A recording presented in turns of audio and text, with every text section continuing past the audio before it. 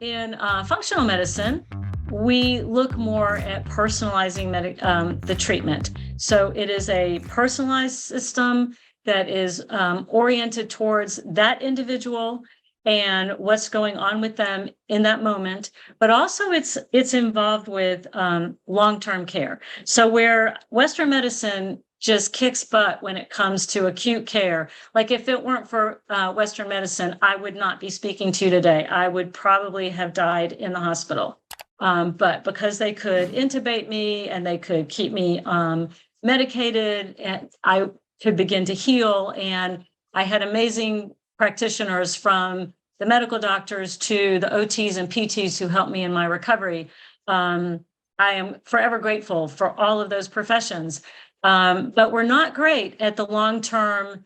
How do we take somebody from cradle to death with promoting health, not just treating the acute care? We shouldn't be going to doctors because something hurts. We should be working towards making sure that things don't hurt in the first place. Our bodies are still going to wear out. We get old, stuff happens, but ideally we live our optimal life with the most health that we can. So functional medicine is predictive, it's preventative, it's personalized, and it's participatory. So we don't group people into this aggregate. In fact, this just came out, and this isn't really a functional medicine story, but it really still points to the fact that we are moving that way.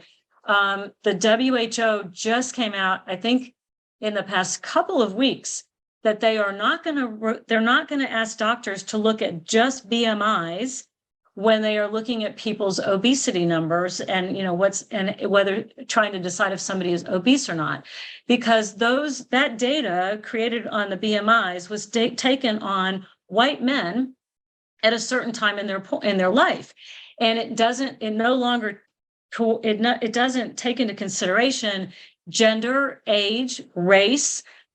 We all have different things that make up our body. And so there are other measurements that need to be included, that we can't just look at BMIs. And so to me, that's starting to move towards a functional perspective of being more personalized and looking at something that's more preventative and predictive, rather than just saying, okay, we're going to take this one measurement. Everyone falls either in that category of healthy or outside of that category of healthy. That's not really how medicine should work. So when we're looking at functional medicine, we're looking at the fact that N equals 1. And so what that means is that the genes are genes, which we're born with. And that is that, the writing that creates what color eyes we have, what color hair we have, how tall we are. It predisposes us to certain things like alcoholism or Alzheimer's.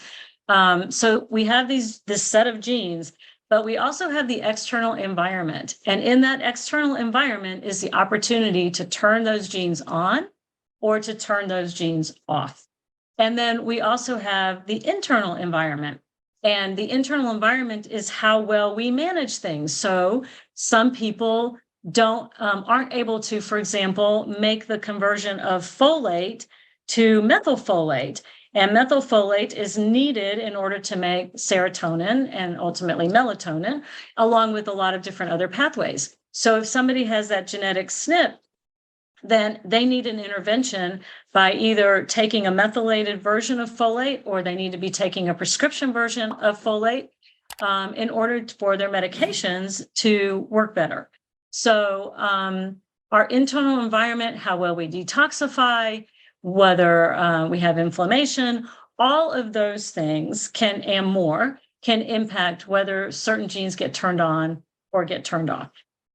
And by the way, diet has a role in that. There is a great book. I just met this guy when I spoke in Dallas. He was the keynote, and I followed him.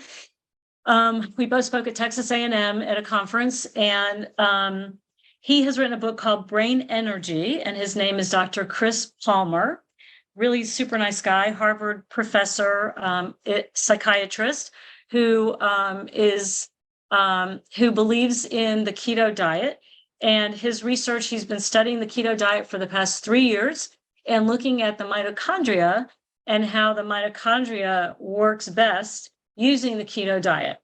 And he treats people with severe schizophrenia, people with bipolar, anxiety, depression, by focusing on the keto diet, among other things. But he's written this whole book. I highly recommend it because he does a great job of explaining how the mitochondria works and how the keto diet impacts your brain health.